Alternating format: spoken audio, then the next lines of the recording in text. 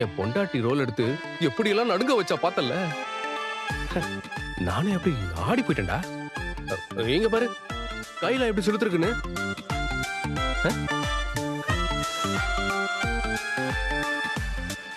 வேற முறைக்கிறானே. இல்லடா பல்லவா, உன் எமோஷன் எனக்கு புரியுது. நிலா பேசின பேச்சுல எனக்கு அப்படியே நிறைய விஷயங்கள் கிளியர் ஆயிடுச்சு. ஐயோ, அத எப்படி பல்லவா குடி, சாப்பிடு. சாப்பிடுறா. பல்லவா சாப்பிடுறா.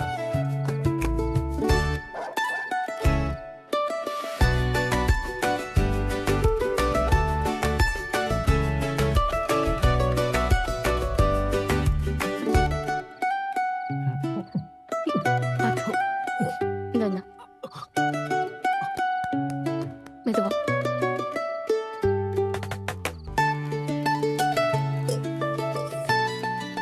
சாப்பிடு.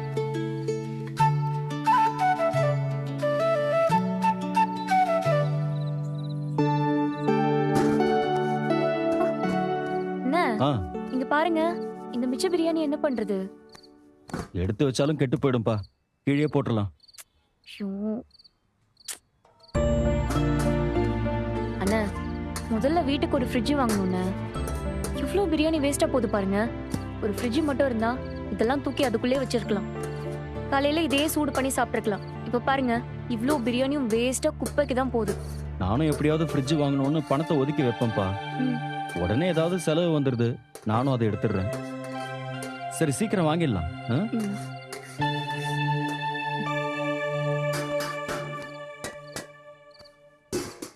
அண்ணன் தள்ளுங்கண்ணே. நிலா, நீ வைப்பா, நானே அண்ணா, கழுவிடுறேன். பரவாயில்ல, இருக்கட்டும், நான் பாத்துக்கிறேன். கொஞ்சம் தானே.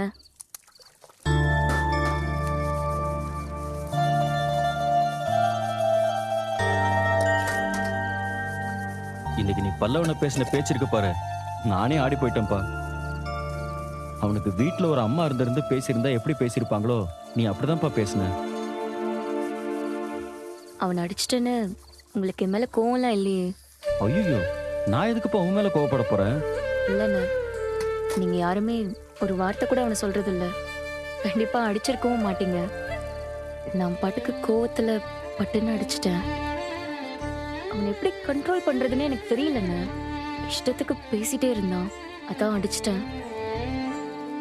நீங்க ஒன்றும் தப்பா நினைக்கலையேண்ணே. என்னப்பா இதுக்கு போய் வருத்தப்பட்டு இருக்க? நான் போய் உன்னை தப்பா நினைப்பானா? உன் பக்கம் எவ்வளவு நியாயம் இருக்குன்னு எனக்கு தெரியும்ல.